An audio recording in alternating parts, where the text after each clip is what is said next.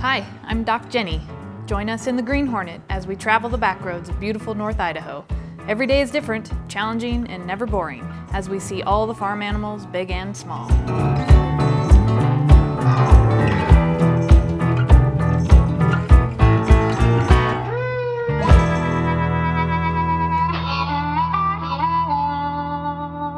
Hey guys, this is Dr. Jenni. Many of you probably have had the unfortunate experience of calling your veterinarian and trying to figure out whether or not what you're seeing in your horse is an emergency situation. Do you need to have the veterinarian out right now, or is it something where you can make an appointment for the next couple of days? Do you just kind of keep an eye on it? Or how do you assess whether or not what you're seeing on your horse is an emergency or not?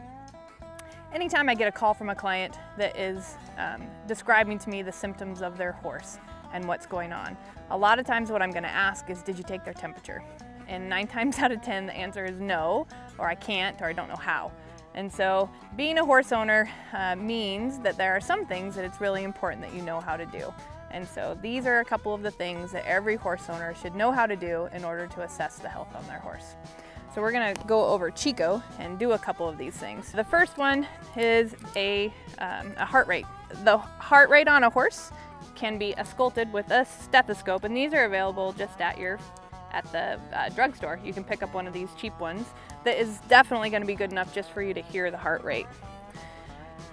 The heart rate can be listened to on the side of the horse just by the elbow. So you may have to push in on the horse in order to take that heart rate, and then you're going to count how many beats you hear, which is a lub-dub, which counts as 1 beat. Lub-dub, lub-dub, lub-dub, lub-dub. On most horses, the standing heart rate is going to be somewhere around 36 to 48 beats. So I'll generally count for 10 seconds and multiply by 6 in order to get beats per minute, or I'll count for 15 seconds and multiply by 4. Whichever math is easier for you. For me, the 10 seconds is a little easier for me to do. So that's the first thing I'm going to ask you, is the horse's heart rate elevated? If a horse is in pain, their heart rate may go up to 65, 70, and in extreme cases, maybe even up to 100. So you can take their heart rate on either side, right behind the elbow in the girth area. The next thing that we may ask is if your horse is panting or has a high respiratory rate. The respiratory rate is actually easiest to take just with your hand.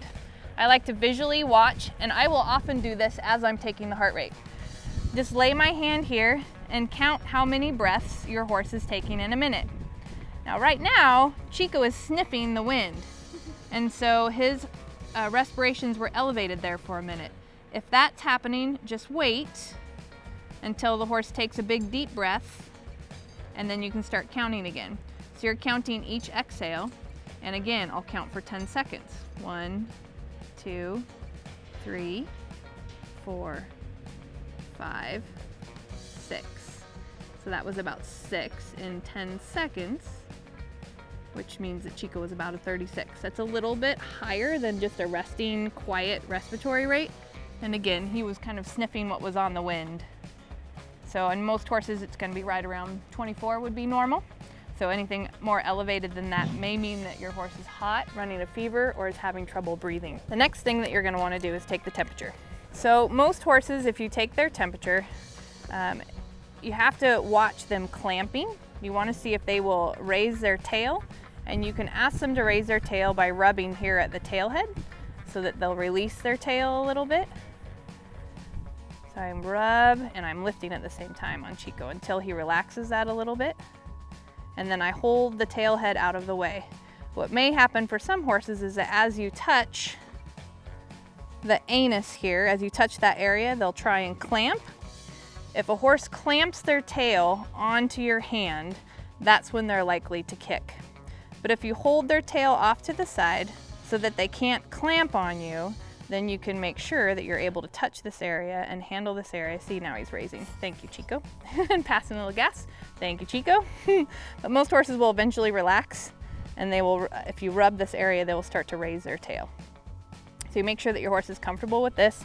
I do stand close to them and off to the side, so if there's a problem, I'm out of the way, and they'll push me away rather than kick me. I use my portable lube I carry around with me, and then you insert the thermometer directly into the anus. And again, for this, I'm just going with them.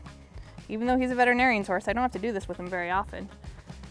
I'm going to push the top of my thermometer up so that it's up towards the top of the tail. That way, if there is some manure in the rectum, I'm not taking a manure temperature, which is going to be less than what his actual temperature should be. The temperature of a horse is going to be less than 100, so 98 to 100, depending again on how much manure may be sitting in the rectum. That will lower the temperature. If you can get it directly against the mucous membranes by pushing up towards the top, that gives you a little better idea of what the actual temperature is. Most of these digital thermometers will have a little bit of a beep and tell you when they're done. I usually just wait for the temperature to quit changing. There, we can hear the beep on this one. So he's 99.2, and that would be considered normal. Anything over 100, even if it's just slightly over 100, unless it's a really, really hot day or your horse has been working really hard, I would consider abnormal in an adult horse. Foals run a little bit hotter. Normal temperature on a foal may be up to 101. The other thing that we're going to check on the horse is his hydration status. So especially if we're dealing with colics in the drier months of the summer or in the really cold months of the winter, a horse may get dehydrated, which can lead to colic. So we'll pinch the skin here, and it should snap right back. Ah, Chico's maybe just a little bit dehydrated, isn't he? See how that lingered? I'm gonna do it again and snap it back. So this should hopefully snap right back, but he is that's a little bit slow on him. I would like that to snap back right away. I try and do it right in front of the shoulder. You can see if we pinch other areas, how it snaps back faster because the skin is tighter there. But this area here, there's a lot of loose skin, and that's gonna give us a better idea of the hydration status of the horse. It's not too bad, but it is a little slower than normal. The other thing that we can check the hydration status is by looking at their gums. Their gums should be nice and pink. And as you push on them, you should be able to blanch that tissue so that it turns white and then fills back in again. Let's try that again. Chico's like, this is not my favorite day. There we go. Then you can feel it come back in. And they should also be nice and slick. And I wish I could have you virtually feel his gums because they are just a little bit tacky. So Chico is not drinking quite as well as he should be. So I may give him just a little bit of salt today to make sure that he drinks enough. It isn't to the level of anything that I'm terribly concerned about, but that is a good thing for you to be checking on your horses. Temperature, pulse, respiration, plus the hydration status. Those things are very valuable information when you call your veterinarian if your horse is acting abnormally in any way, for me to figure out if I need to drop what I'm doing and race there to see your horse, or if I just need to work you in today or possibly tomorrow. So those things can definitely help us out to triage a situation and figure out if your horse needs help right away. I recommend that each owner do this on their own horse on a couple of different days so that they can assess what's normal for their horse. So an older horse's skin tint may be prolonged on a normal basis. Some horses are going to run a little bit colder than other horses. Some horses are going to run a little bit hotter. For some horses, if their gums are pigmented, the color of the pigment is going to be hard to judge one day to the next. It's good to know what's normal for your horse under normal circumstances so that you know when you go to assess your horse whether or not it's within normal. So some horses will breathe a little bit harder, maybe they have a history of heaves. Some horses have a naturally higher heart rate or a murmur. Those things are all things that you should know about your individual horse in order to assess their health. So I recommend every horse owner learn how to do this with their horse and do it a couple times to make sure that they can assess what's normal on different situations in different days. Hey everybody, thanks for riding with us in the Green Hornet today. This is Doc Jenni signing out. If you like what you saw, be sure and follow us in the Green Hornet with Tormund, out on the road with Doc Jenni. Just click the link below and follow us along on our journeys. See you later.